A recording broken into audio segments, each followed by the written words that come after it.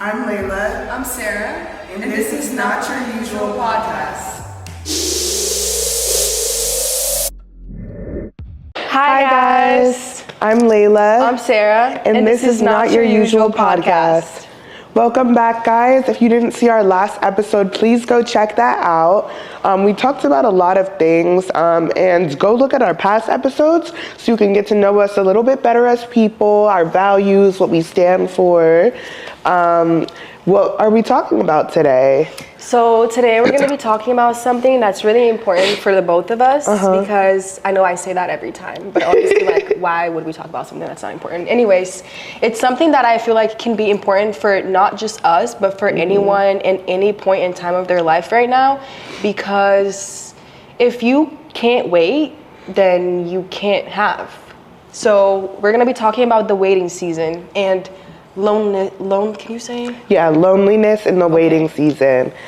So I guess to start off, the waiting season in any type of waiting season, whether you're waiting for a relationship, a job, a new home, a new apartment, anything, it's going to be uncomfortable and it's not fun. Right now, I'm definitely in a waiting season of multiple things. And every day it's just having faith and strength to realize that my life is going to get better and that things are going to change for me. That's keeping me grounded. And I think that it's kind of not talked about what it's like in a waiting season. So that's why we wanted to kind of get into it today. How do you want to start off? What would you like to say first? So for me, the waiting season has been something that I've come to realize now that we are always going to be in a waiting season. Yeah. Always, no matter what.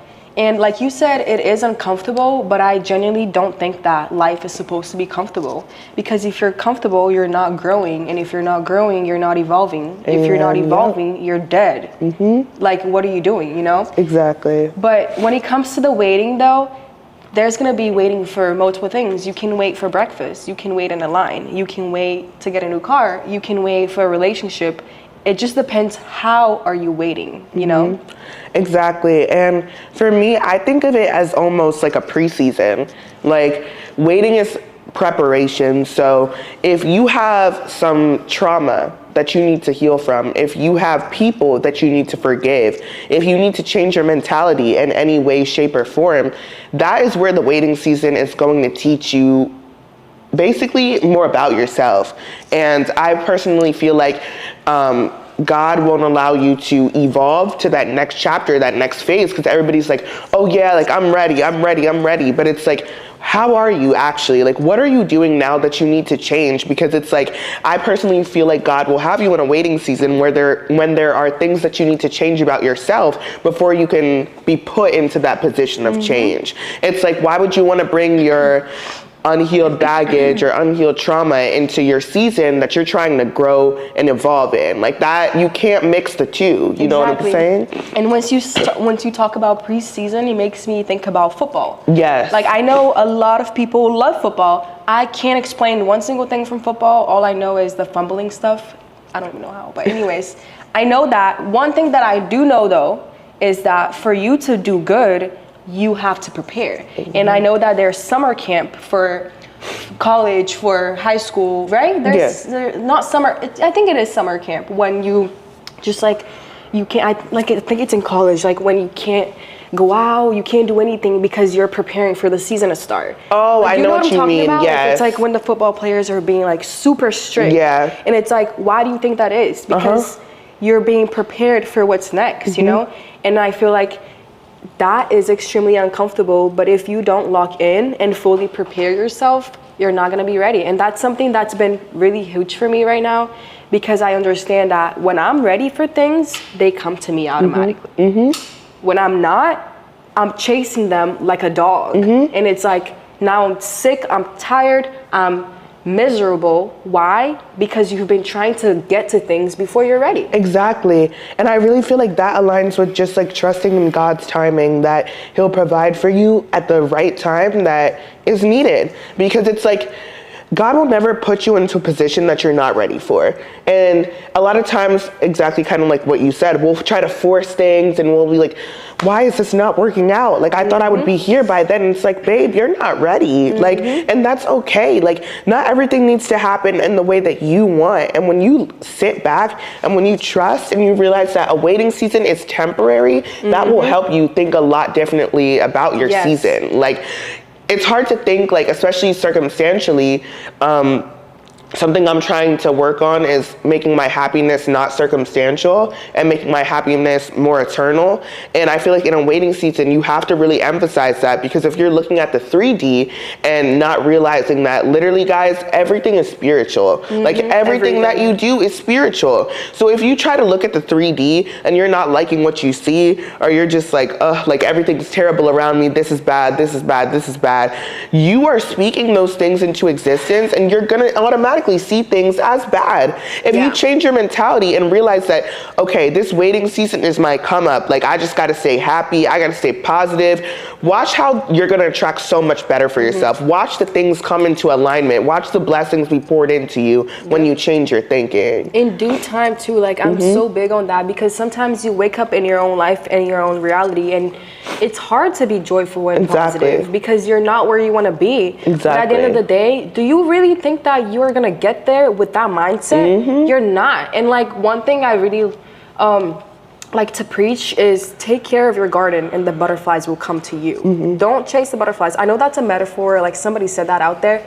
but some people don't even think like that because they're constantly looking for the butterflies whole time. You should have been making your grass greener so they can come to you. See? You know? Exactly. And I also wanted to say that, because I know I gave the little football example, I wanted to say for people who like cooking, I like cooking, and I know people who like cooking their meat a week before. Why do you pre-season your meat? Because it's going to really get into it, and once you're eating it, it's like, wow, like, it's like you want it to get through the bones. You don't want it to just be on the surface, you know? So if you think that you're ready for something and you go on and you go do it, but you're not ready, you're gonna fail. And not just fail, but like you might be miserable, like, because failing is normal. You can try things and fail 100 times, and as long as you keep trying, you will do good. But if you're not ready, you might just get miserable. And that's what I mean by like the pre-seasoning, like generally like seasoning yourself. Because now it's like your bones have that. It doesn't matter where you go or what you're doing, who's around you, the seasoning is in your bone. Like that's not getting taken away from you no matter what. And I feel like going back to that as well, like with this preseason aspect, like just realizing that this is the time to get right. This is the time to get your mind right, your body right, your soul right, so that when you step into this position, you step into this calling that you have, you're ready. Like there's nothing that's gonna shake your way. Like adversity might come, things might not work out the way that it's supposed to, but at the end of the day, you're straight. Like you're like, I did all this work, and I know that if I'm reaping the way that I have been reaping, the seeds that I'm gonna sow are gonna be amazing. They're gonna be fruitful. And going back to what you said about pouring into yourself again, like in terms of gratitude, I feel like gratitude is so important in a waiting season, because it's like, if you see things right now for what it is, and like you're just like, I'm not liking my situation, look at the things that you already have. Like you have clothes to wear. You may have money in your bank account. It might not be $15,000, $20,000, but you have money to feed yourself, to bathe yourself, to clothe yourself, to live. Look at the people around you. Look at your friends. Are they healthy? Look at your family. You have to think of these things and not just think about, oh, I want to be at this next level. Oh, I'm trying to be here. But look at what you have now and reflect on it, like, and just really make things like more of, I don't know how to explain it, make things more, I guess you could say, just be more mindful in a sense, is what I would just say. Yeah, I completely agree, because I feel like when you're waiting, it takes away a little bit of what's already in front of you. And honestly, like, I need to talk about this because I love people, and I have always have, and now I am so glad to say that I have so many supportive people and loving people in my life, including you, including my friends, my family. Like, I have so many people that I love, so it would just be, and love me back, so it would just be insane for me to sit here and complain about something material that I don't have. It's when almost I like have anyone to call. offensive. Yes, Exactly. it almost really is. It's like, what? Yeah. And at the end of the day too, like, you may not live in the nicest place, and I really, really love to preach this. There is someone who doesn't even have a place to live. And I'm not the one that's gonna be like, it could be worse, because it could be better. But what are you doing to make it better? You know, at the end of the day, if you're not ready, the better won't come. You need to be better for ready, so it can come to you. And like, we're not saying that like we understand like a lot of situations, say you are, like say you don't have a home or you don't have a job or things like that are going on. Like, I just want to emphasize that like when you're in these seasons of waiting, I would say like you have to understand that a lot of other people are struggling as well. And I think sometimes, at least for me in my waiting season, I feel like I'm the only one going through something. And I feel like I get almost selfish because I'm like, well, you don't have it as hard as me. You don't know what I'm going through. But at the end of the day, everybody is going through something. Everybody's waiting for something. Everybody is waiting for better. And so it's like, we need to be nicer to each other in a society, because you don't know, like just being kinder or just showing a sense of, I guess, gratitude or showing a sense of positivity while you're going through something can maybe be like, like she's going through this, but she's still keeping a smile on her face and she's still having faith. Person. Exactly. Like, you can be a change for somebody else. I honestly feel like the right word is humane. Like, you really need to stop thinking that we're robots, because we're not. Like, everybody's going through something, everybody's waiting for something. But I really think that the emotional aspect of it is really important too, because if you don't have your emotions in check, then you might be going crazy because you're waiting. And I also understand that some people have it way worse, and it's hard for you to just sit there and be like, everything's fine, like I just need to focus on the better. But at the end of the day though, like, I'm sure there's one or good thing you can be focusing on, you know? And I feel like when you do those things, you're able to see more and more and more better. It's honestly just a practice. Like, I can relate this to the running thing I said and the meditation thing I said. If your brain is so used to going to the negative aspects of your life, that is a habit.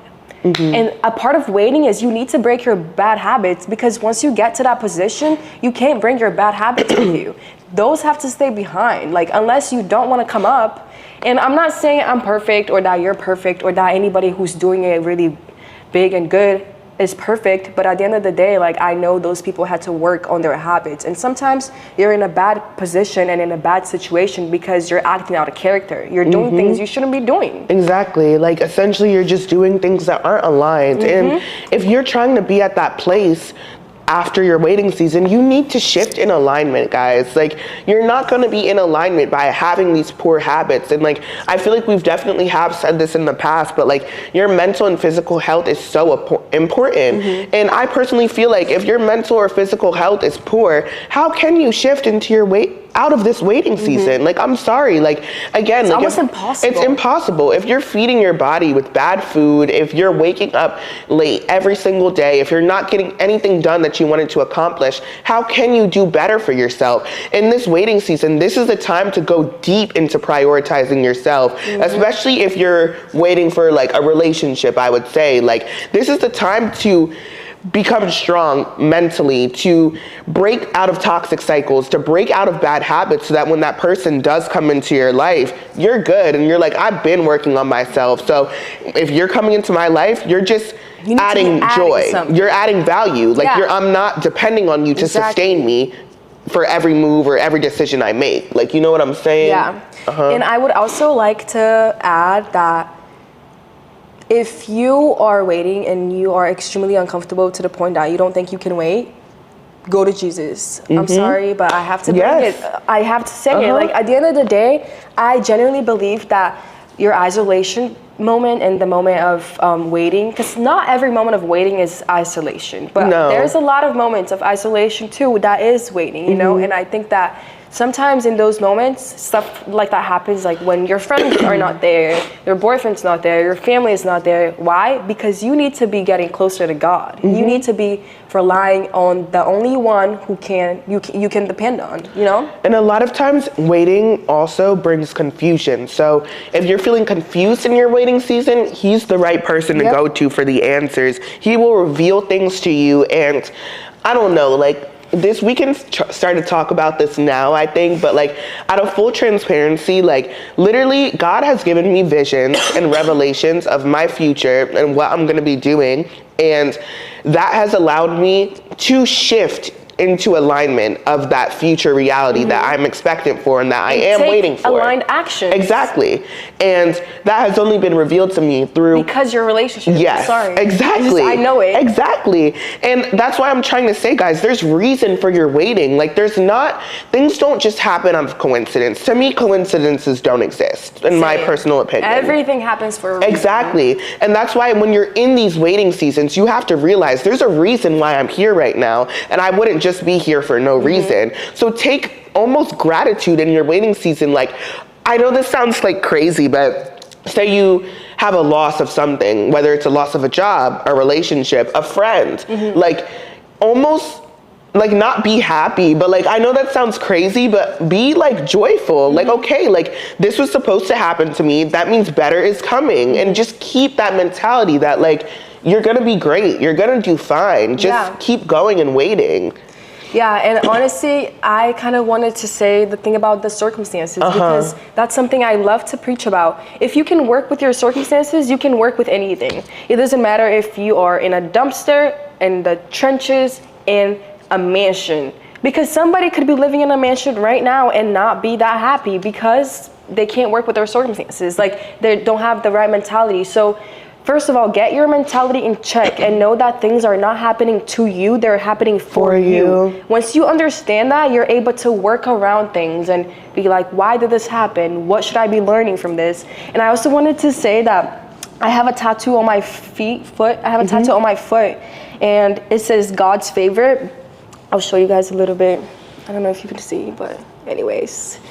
The reason why I got this tattoo was because I was going through a lot at the time and I just, in full transparency, I barely even felt alive. And the night before I got it, I was driving home, it was raining, it was late at night, and my car hyperventilated. I don't even think my parents know this, so if you see this, that did happen. So my car hyperventilated in the rain, and I was coming back from like something late. It was probably like 1:30 in the morning, I was alone. So my car like literally turned like around and I saw people like driving towards my car. Everybody stopped. And when I tell you that was the most alive I had felt in the entire like, probably like 6 months. Yeah, this season of my life, I was like, literally like once it started happening, I literally just like held on really strong on the wheel and I like stayed still and I was like, God, I know you're with me, it's fine. Yeah. And it was like nothing I could really do, but I felt really alive. And then my car was about to like crash into because it was on the highway. So like it was about to crash into the like, do you know what I'm talking about? I know that like, thing. The wall. Yeah, the wall. the guardrail type of thing. It's like the concrete wall. Oh, okay. Yeah, concrete, yeah. And like the car stopped for me though, and then I literally like was just flipped around in the middle, not like flipped over, like turned. Turned around in the middle of the road, and I literally had to completely reverse my car and just get back on the road and keep driving. And that's so symbolic, I feel like, you know what I'm saying? Exactly. That's and like crazy. that was at a time where I was like literally questioning my whole entire life because I was just like, what's going on? Da, da, da, da, da, da. So it was kind of like I just had to drive back home like, am I even alive right now? I remember getting home and calling my friend Ashley. I just had to call her and be like, hey, like, I just wanted to make sure I was alive right now.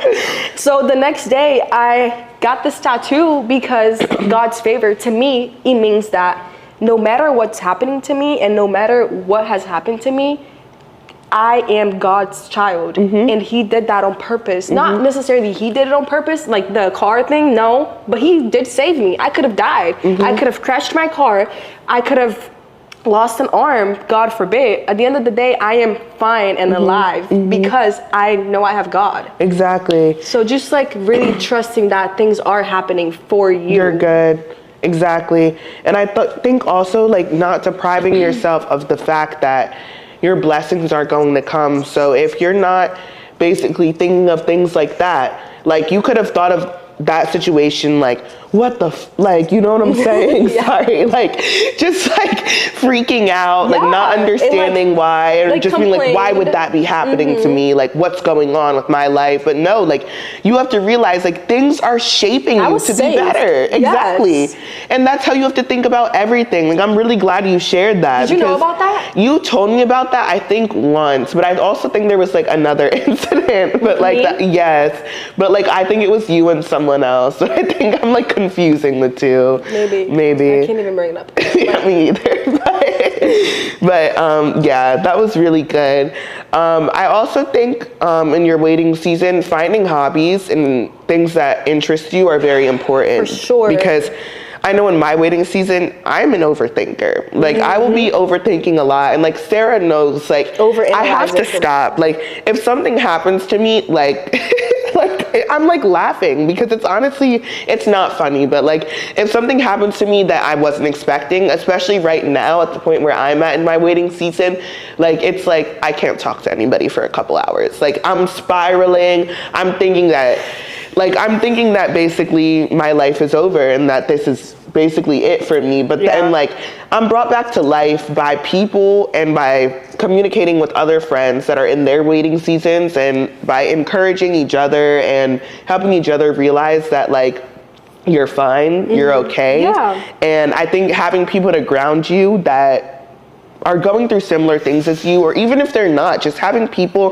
that have a faith or people that are just kind, like pouring into you all the time, especially at times of your waiting season, that means and helps so much because at times we can really think that we only have us. And yes, at the end of the day, you are going to die alone and you do have yourself. It is a you versus you type of thing in life, but that doesn't mean that we can't depend on other people. And that doesn't make you weak. That doesn't make you less than if you're asking for help or if you're going to other people for help. Exactly. And like therapy is another good tool you can use in a waiting season. Talking out your emotions, because if you're just bottling that stuff in and just being like, oh, well, I'm good, like, no, like sometimes it's okay that you're not good. And that's why I'm saying, like, going back to the hobbies thing, like in the times where you're overthinking, like, do something that you like. And sometimes like you might not even know what you like. Try out different things. It could be drawing, it could be playing basketball, playing soccer, going to the gym, going for walks, just something to take your mind off of things. So I think the hobby and talking to friends goes kind of hand in hand because again, it's an endorphin release and that's so important, especially in times of waiting, to ground yourself back to a source of happiness. Exactly. Take the time to find out. Take the time to realize what makes me happy. What do I enjoy doing? What is something that I would love to wake up every day and do? For me specifically, I can say I love working out. I love going for nature walks. I love the beach. I love music. I love, honestly, like reading music lyrics too. Like it makes me feel like, wow, you wrote that? I love writing. I love reading books. I love watching TV. Love socializing. I love making food, eating food. Like there are things that are so simple you don't even have to spend a dime. Like I hate that people think that you have to spend money to have fun because that's not true. No, you don't. And also, I like that you mentioned the friends thing because I can't even believe that I'm like this right now, to be honest, because I used to be very, very closed off and I used to bottle most things to myself because I thought that I would be too much for everyone else. And I didn't feel comfortable telling people how I actually felt because I thought that they would judge me for being sensitive or that they would have a hold on me for being vulnerable. But being vulnerable is not a bad thing. And being sensitive is also not a bad thing. If you are able to feel and be sensitive, that's just a regular human trait. And then again, I bring out the humane thing. Understand that you are a human. You're going to be going through things. At the end of the day, if you are not able to talk about those things with anyone, not even God, you're gonna explode. Like it's like you're putting so much into this little jar, but this jar is your body and your soul and your mind. You can only take so much without exploding and talking to somebody. Exactly. And talking to God is great. I love talking to God. I will always talk to him first before I talk to people. But having a consistent human in your life, whether that's a friend, a coworker, a family member, a boyfriend, just something that reminds you of who you are and what you bring out to this world, instead of thinking, I'm worthless because I'm waiting for this to happen. You're not. You're just not at that part of your life yet, but you will get there in due time. And once you're able to distract yourself doing the things that you actually love, I'm gonna be honest, but the things you're waiting for don't even matter anymore. Because you're actually happy in the moment. Exactly. And like, I know we talk about the future a lot, but like something that I have to realize is that like the future does not exist. And The like that future is kind now. of, yeah, the future is right now. And like once I started thinking that way, it was like, okay, like my life is literal and my life is real. And because sometimes I do disassociate and I be thinking like either not so much in the past, but I try to correlate my life now with decisions that I make that I have made in the past, or I'll think too much about my future, not realizing that the life that I'm living now is my life that's current, and that I can only not even worry about the now, but I can only Take action now and do the things that I need to do now. So thinking that way also in their waiting season will help put less stress on you to think like, oh, like, what am I doing? I'm not doing enough. Like, no, like, as long as you're doing enough for your season now and pouring into yourself now, there's no way that you're gonna fail. Yeah, seriously. there's no way you can lose. If you're always doing like righteous things, and if you're always doing things that are for your good and for the good of others, you'll always be blessed. And that's something that my dad has always taught me too, for sure, is that like by doing good acts, like you'll always be blessed, but don't do good acts just to like reap or sow, like just for an advantage. Do stuff out of love and do acts out of genuine kindness for people too. Like don't do anything to gain anything from anyone either, because then it's going to be ingenuine and it's not going to feel good. So Exactly. And I would like to add, what would it feel like to have the things you are waiting for? Because like you said, the future doesn't exist. If you're constantly waiting for the future to happen so you can be good or happy, it might never happen, because you're constantly waiting. And that's something really big for me. Like, I know I've talked a little bit about manifesting in here sometimes, but I feel like one of the biggest misconceptions about manifesting is that you are just like envisioning it and not feeling it not even like, well, yeah, because it makes no sense for you to talk about something and you to think about it, but in your body you feel like you're not there yet. You know what I mean? But then again, like that comes with the preparation thing. Like if you're preparing yourself enough and if you're visualizing it well enough, you should be able to feel what it's like to have that, instead of feeling like you are waiting or feeling like you're out of alignment, honestly. Like, and honestly, I could bring that for my life circumstances right now, because I live on campus and I've been living there for 3 years now. I'm 21. I have never lived off campus ever since I moved to college. And to me, it's becoming like insane. Like insane. Like I can't be home too much. I just need to be doing other things so I'm not reminded of my living situation. But it's also like, I have to think to myself, it is okay that I'm here now, because I know that better is coming and that I am taking action to have better. But another thing too that I do have to say is that it's not easy to be in that position, seeing like that your reality is not what you could have or what you expected to have, you know. But again, like it's really important to forget about the 3D and feel it in your body, what it's like to have what you have now. And it's not that hard if you are still doing the things you love. Like, sorry, I'm a little sick right now. Not even sick. It's the congestion. We both are a little nasally, so if you feel like I know, I feel like breathe. I can't. Yeah. But I know. Like when I'm making my breakfast, example, I'm gonna be making that wherever I am. Yeah. I'm gonna be taking a shower wherever I am. I'm gonna be brushing my teeth. So when I'm doing those things, I'm not thinking about the place that I'm at. I'm feeling like I have a place to live in. I love this place. Yes, you know what I mean? Exactly. It doesn't matter where you are. If you have gratitude for it, you will have more and better. But like Layla said, don't have gratitude to have more. Have gratitude because you know that that is something that has come to you and you are able to enjoy it, whether it's brushing your teeth. Like, have you ever been in a car ride for like a whole day and you didn't get to brush your teeth? If you have, you know how disgusting that feels. Yes. Just brushing your teeth should be something to be grateful for. I remember that reminds me of when I was in Girl Scout camp in 7th grade. I remember literally the showers were like communal, like they were very dirty, and to go to the bathroom, we had to go to the bathroom in a hole in the ground, no toilet. Where was this? In like the middle of Pennsylvania. Like out of the United States? No, this was in the middle of Pennsylvania in the woods. I didn't have a phone for a week at the time. It was not good. I wanted to cry every day, and my parents were in a resort. Why did you go? Because I went with my friends at the time while my parents were in a resort in Switzerland. So, yeah. And I remember when I came back, I felt like, and I had my phone, I had my shower, I had my food. Like, I was like, praise God, like, this is the best thing ever. But like, when I would normally be home, I probably wouldn't be thinking like that. So that's what I'm saying. Like, sometimes, go finish. No, I'm saying like, that's why, like, I'm agreeing with you. Like, you don't realize, like, what you have or how good you have it until, like, you lose it. Because it's like, what if you lost your house today? Not to, like, speak that into existence, but I'm saying, like, what would you be like? Like, you have to appreciate things for what it is, because your life can change so fast. Especially, like, when you're driving to, like, pray or, like, oh my God, have good thoughts. Like, before you do anything, just be intentional in everything you do, guys, because especially in your waiting season, you'll feel so much secure and protected.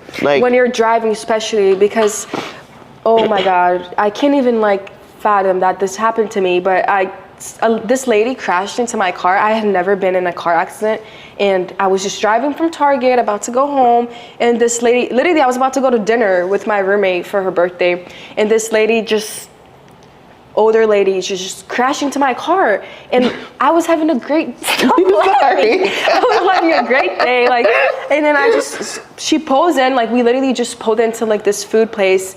She gets out of her car and she's cussing me out, saying that I crashed into her and that she was gonna call the police, and did. She called the police on me, and then they got there and gave her the fault, which, of course, fine. I genuinely prayed for her, and I wasn't even mad or anything. I was just confused on why that was happening to me, because I just wanted to be at peace. But then again, that really locked me in, because I was at peace. And now what? Now guess what? Now you have to call the insurance people. Now you have to fix your car. You're driving with a messed up car when literally a week ago you did not have to worry about that. See? So honestly, like, that does bring me to the little thing that I don't like to say, that it could be worse. But because literally it could. Like, guess what? After 2 weeks, I was literally just driving to a wax appointment. I didn't want to be late. And then I turned into, you know, when the light is green, but like it's green for two parties. By the way, I've always wanted to say this. I don't know who made those rules, but why would you make the light green for two people at the same time? Like, I don't think that makes sense at all. But it's like when the light is, when you have like the bubble and the arrow. Do you know what I mean? Yeah. So I took a left, but I didn't have the arrow on. Do not do that. If the arrow is not on, please look really well. I didn't look well. And then this other lady hit the back of my car. Literally hadn't even talked to the insurance about my first car crash yet. And I was completely fine, guys. I was just mentally exhausted. I started crying immediately. My tire went flat. Police came again. Like, it was this whole thing. Like, this was January 5th, by the way. And I remember her husband came over, and he was nice. He came to pick her up, I guess, and he was just like, starting the year off with a banger. And like, bye. All I'm trying to say is that, like, things really could be worse. That? I don't even know, but it made me feel a little better though. Yeah. I was like, I'm sorry. Like, it was my fault. But like, still, you could have let that ruin the whole rest of your week. Exactly. And the whole rest of your month. You know what? That made me think you need to drive more careful. You need to pay more attention. You need to look around more. Drive for you and other people. Like, you want to stay alive. You want to keep your car well. Drive better. Drive with attention. Yes. Pay attention. My dad always tells me, if you're paying attention, you'll be fine. And I'm so big on that right now. Yeah. Because if you're paying attention, you're present. And if you're present, you can take action. So I think that also it's important to know when to take action, even in your waiting season. Because sometimes, like, it might not be the right time. It might be the time that you think is the right time, but then it won't work out the way that you thought it would be to work out. So I just say, like, before you take action in your waiting season, really think and take action out of logic, I would say, rather than emotion. Because when you take action out of emotion, things might not turn out the way that you want them to turn out because you weren't in the right mind space or headspace when you made that decision. And that goes with, say you're feeling really frustrated in your waiting season, and you're like, I've been waiting for so long, like, let me just do it. I'm ready, I'm done. And then, like, it blows up and you're just, like, upset, and it's like, girl, like, it wasn't the right time for you to do that. So just keep telling yourself that you're here for a reason, you're waiting for this for a reason, and you're waiting so that things will become even better than the way that you expected. And especially when you trust God and you lean onto Him, literally you'll be blessed. In the Bible, they say in tenfold, like, you'll be blessed way more than you expected it to be. And that happens to me all the time in my life, especially when I feel stressed, and then God will bless me, and I'm like, wait a minute, like, what was I crying for? Like, what was I doing this for? Exactly. So in the moments that you are stressed, remember the times that you were stressed and it was for nothing. Because stress will cause you more diseases than food will. And seriously, I'm really big on food. no, it will physically show. Like, I start breaking out. Like, I start, Your jaw like, is locked. literally, I'll tell you what I said to her last month. This is, like, very vulnerable of me, but I literally didn't even, like, get my period last month because of my stress. That's like, insane. And that's crazy. Yeah. Like, but that's because of how stressed I was, like, for a couple days, and I shouldn't, like, that shouldn't happen. But, like, that's what I'm saying. Like, your body will tell you, like, what's going on. So just make sure you're regulating your whole self. Yeah. I will say, though, with the logic thing, do it with logic, but make sure that you also have a good intuitive feeling. Like, I'm really big on following your intuition. Yes. But that's why, like, I also like to say, like, if you have like, you know, when people be like, trust your gut. If you have a dirty gut, don't trust it, because sometimes you're trusting other people's, like, saying, you know, it's like, let me just do it because everybody's telling you to do it. But if you don't feel like it's the right time, then it's not. If you don't feel like you're ready, then you're not ready. But if you feel like your intuition is telling you to do something, do it. You don't even have to tell anyone. Do it. They'll see the results when it's done. Move in silence if you have to. There's nothing wrong with that. And I'm sorry, but especially when you're in your waiting season, I know it might be hard to hear, but definitely talk to your close people, talk to your knit circle about how you're doing, but don't be telling everybody, like, what you're waiting for and what you're about to do. Like, let the results speak for themselves. Like, don't be, like, yes, you can post online, like, transparency about, like, how you're feeling, this and that, but, like, do it intentionally and work in private. Yeah, seriously. Don't do things for validation. Like, I definitely could say that before my posting wasn't the same, because I was posting more like just to do it, and like sometimes it was to get a reaction out of somebody, but now it's like I'm posting the things that I truly align with and the things that help me and that I know that would help other people. And like, I don't know, I just feel like it's also important to know when to take instead of waiting. Oh, maybe we should talk about what the book that our pastor wrote. Oh yeah. The book's name is Good things come to those who take. And then it has like the written on the way. I literally could have brought it with me because I have the book. But if you want to read it, you can get it. But yeah, if you already know that abundance exists and that this world was meant for you to enjoy it, go take what it's yours. If you don't know that, you need to do some healing, because God did not put you here to struggle or suffer. He put you here to thrive. And if you're not thriving, you're not healing. And I know, like, it might not be for everybody's situation, but I guarantee you, if you look back at your life and look at where you are today, things have gotten better for you. And yes, there might have been bumps in the road, but in a general sense, your life has improved, and you can't lie about that.